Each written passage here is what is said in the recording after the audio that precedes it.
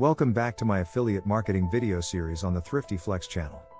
We've covered driving traffic to your site, now let's discuss how to convert those visitors into buyers for your affiliate products and offers.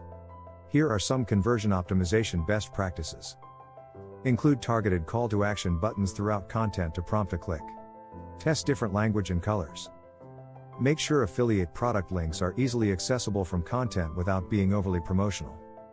Use trust badges, testimonials, and other social proof to increase visitor confidence. Focus landing pages on a single CTA, provide clear value propositions.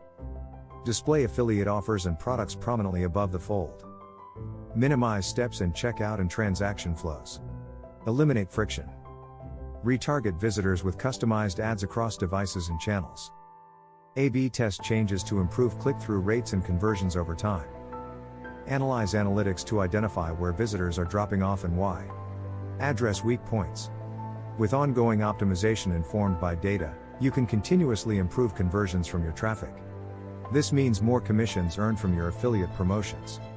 Just one video left in this affiliate marketing series. Make sure to also follow the Thrifty Flex for the final video on analytics and tracking.